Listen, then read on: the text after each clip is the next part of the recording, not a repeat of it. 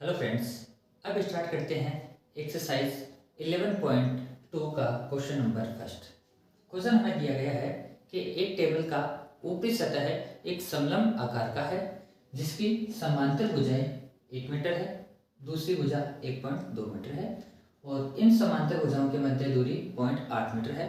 तो हमें इसके ऊपरी भाग का क्षेत्रफल पूछा गया है। यानी ये हमारे पास एक टेबल है जिसका ऊपरी भाग समलंब चतुर्भुज के आकार का है जिसमें दोनों समांतर भुजाएं दे रखी है और उनके मध्य की दूरी हमें दे रखी है। हमें इसका जो है क्षेत्रफल ज्ञात करना है ऊपरी सतह का, यानी समलंब जो आकार है ऊपरी भाग का उसका हमें क्षेत्रफल ज्ञात करना है। सारी चीजें हमें दे रखी है तो हम क्या करेंगे, सूत्र में वैल्यू रख के इससे क्षेत्रफल ज्ञात कर सकते हैं। तो समलंब चतुर्भुज का क्षेत्रफल क्या सूत्र होता है हमारे पास, 1/2 गुणा समांतर भुजाओं का योग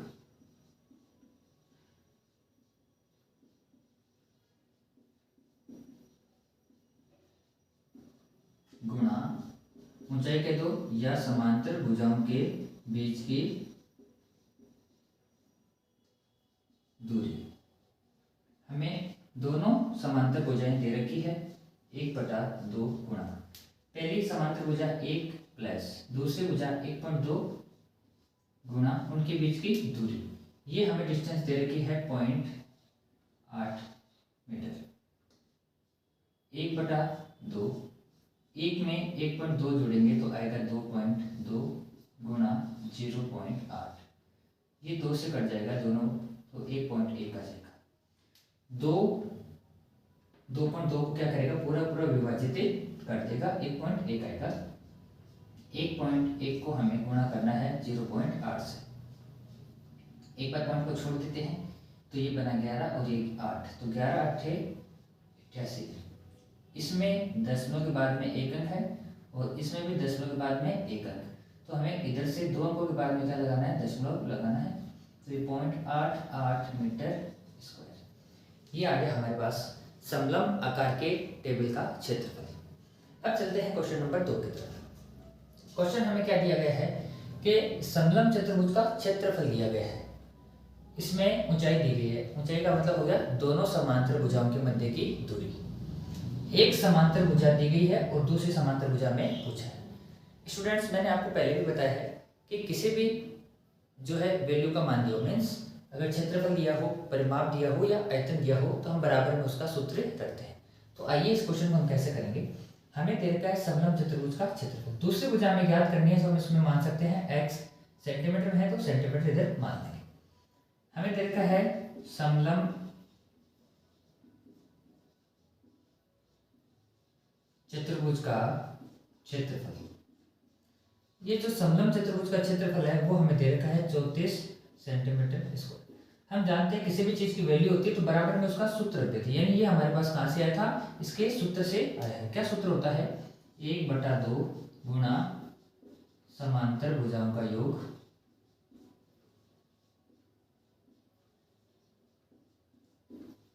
योग गुणा उनके बीच की दूरी कह सकते हैं या ऊंचाई कह सकते हैं, और ये किसके बराबर है, 34।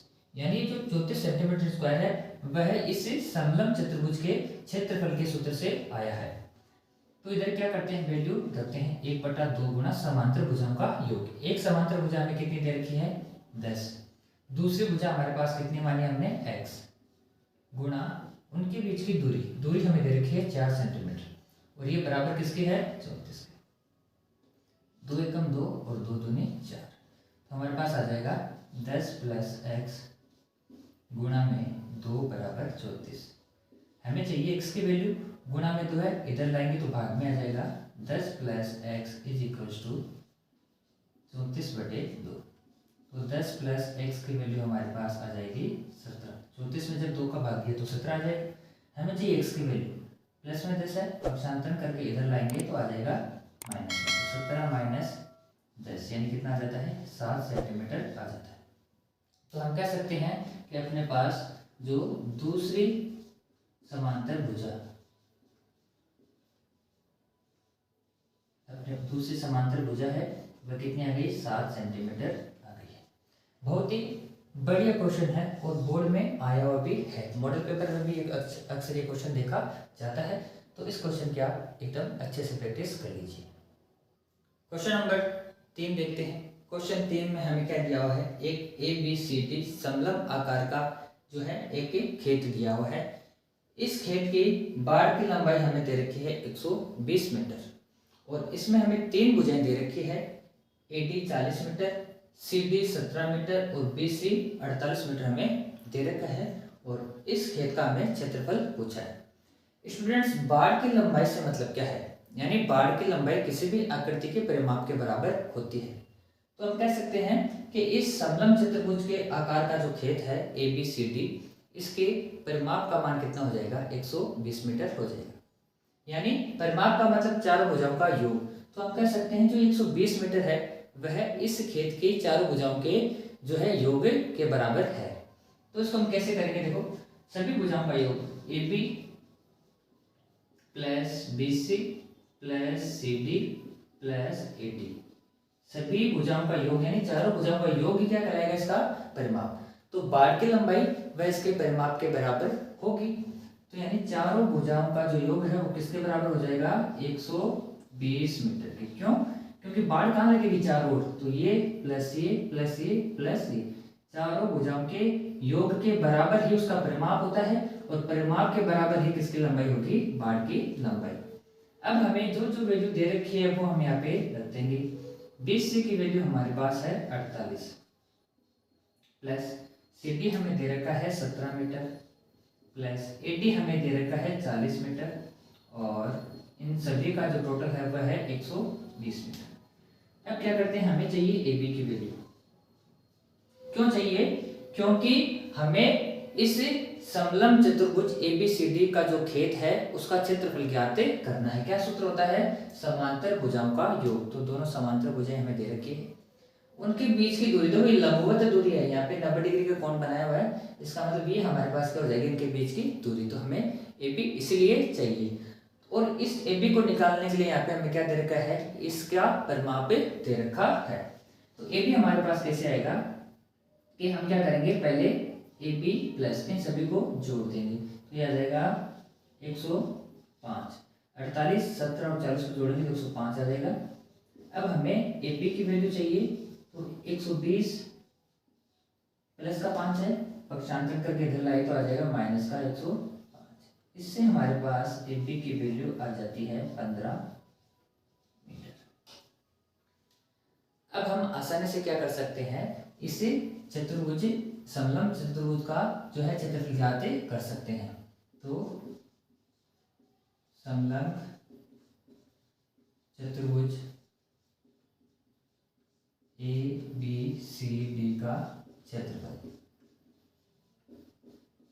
1/2 गुणा समांतर भुजाओं का योग। ये दोनों समांतर भुजाएं हो गई।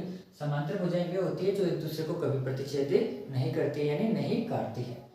समांतर भुजाओं का योग आ रहा है 40 प्लस 48 गुणा उनके बीच की जो दूरी है वो है AB है। तो AB हमारे पास कितनी आ चुकी है, 15 मीटर। तो इधर लिख देंगे हम 15, 1/2।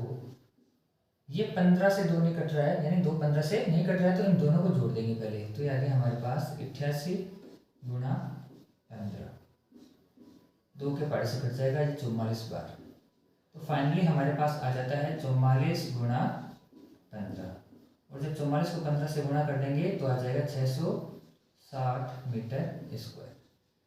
तो इस समलंब चतुर्भुज आकार के खेत का क्षेत्रफल आ जाता है 660 मीटर स्क्वायर।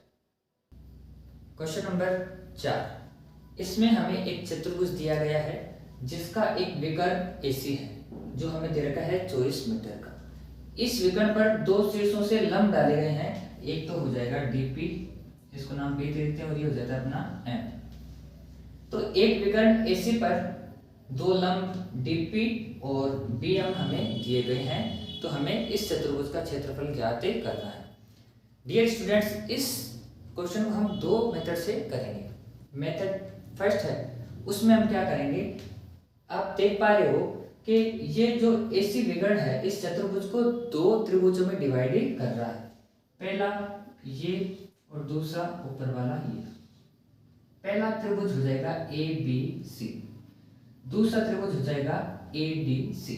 अगर हम इन दोनों त्रिभुजों के क्षेत्रफल निकाल कर जोड़ देंगे तो हमारे पास चतुर्भुज ABCD का क्षेत्रफल आ जाएगा। ये हम कैसे निकाल सकते हैं, क्योंकि ये हमें देखो लंब दे रखा है, तो जो त्रिभुज में जो लंब होता है वही क्या होती है, उसकी ऊंचाई होती है। और लंब किस पर जा रहा है, AC विकर्ण पर, तो ये हो गया आधार। ऐसे ही इसमें त्रिभुज ADC में ये लंब DP किस भुजा पर आ रहा है, AC पर, तो इसकी ऊंचाई हो जाएगी DP और इसका आधार हो जाएगा AC। मैं आपको पहले भी बता चुका हूँ कि लंब जिस भुजा पर जाता है वह क्या कहलाता है, आधार कहलाता है, और लंब को ही हम ऊंचाई कहते हैं। तो आइए क्वेश्चन को स्टार्ट करते हैं। पहले मेथड में चतुर्भुज ABCD का क्षेत्रफल, दो त्रिभुजों का क्षेत्रफल निकाल के हमें ऐड करना है। तो त्रिभुज ABC का क्षेत्रफल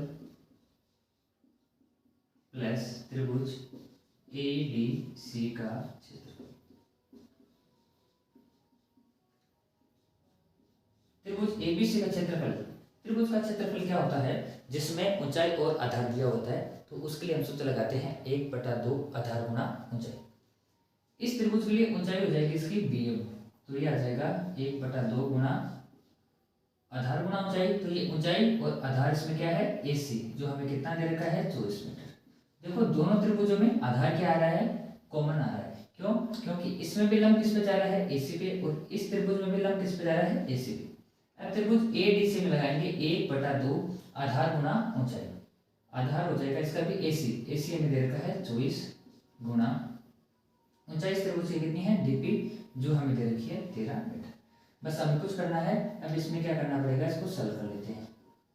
24 चौके 96 प्लस इसको यहाँ पर काट देते हैं 2 के पहाड़े से 12 बार, और जब 13 को 12 से गुणा करेंगे तो 13 दूनी 26 हासिल की 2, 13 एकम 13 और 13 और 2 कितना जाएगा 15। अब इन दोनों को ऐड कर देंगे तो यह जाएगा 252 मीटर स्क्वायर। पहला मेथड क्या करना है कि दोनों त्रिभुजों के क्षेत्रफल को निकालकर हमें ऐड कर देना है। सेकंड मेथड में हम क्या करेंगे, मैंने आपको जब इन सभी चैप्टर इस चैप्टर में सभी शेप्स के यानी सभी आकृतियों के बारे में जब मैंने आपको बताया था, तब मैंने आपको बताया था कि एक स्पेशल कंडीशन है। कब, कि जब एक के विकर्ण पर दो क्या डाले जाते हैं, लंब डाले जाते हैं, तब उसके लिए एक अलग सूत्र बनता है। उसका उपयोग हम मेथड सेकंड में करेंगे। तो हमारे पास चतुर्भुज ABCD का क्षेत्रफल, इसमें हम उसी सूत्र का इस्तेमाल करेंगे। क्या सूत्र होता है, 1/2 गुणा विकर्ण गुणा विकर्णों पर डाले गए लंबों का योग। विकर्णों पर डाले गए लंबों का योग। ये हमारे पास एक स्पेशल कंडीशन होती है कि एक ही विकर्ण पर जब दो लंब डाले जाते हैं चतुर्भुज में, तो क्या होता है, उसके क्षेत्रफल के लिए ये सूत्र हम इस्तेमाल कर सकते हैं, 1/2 गुणा विकर्ण और विकर्ण पर डाले गए लंबों का योग। विकर्ण हमें कौन सा लेना है, जिस पर हमें दो लंब डाले गए हैं। तो विकर्ण इसमें AC है, जो हमारे पास कितना है 24 गुणा विकर्णों पर डाले गए लंबों का योग। पहला जो लंब है वो है 13 और दूसरा कितना है 8। इसको 2 के बार से काट देंगे, कितने बार कट गया 12 बार। तो 12 गुणा 13 और 8 आ जाते हैं 21। अब क्या करना है, 12 को 21 से गुणा कर दिया, 21 को 12 से गुणा कर दिया की बात है। 21 का पारा 2 बार बोलेंगे, 21 दूनी 42 हासिल की 4, 21 से कम 21, 21 और 4 कितना आ गया 25। तो ये आ गया हमारे पास 252 मीटर स्क्वायर। आप देख पा रहे हो कि दोनों मेथड से आंसर क्या आ रहा है, सेम आ रहा है। तो आप जो तरीका आपको आसान लगे उस तरीका का आप इस्तेमाल करके जो है इसका क्षेत्रफल निकाल सकते हो।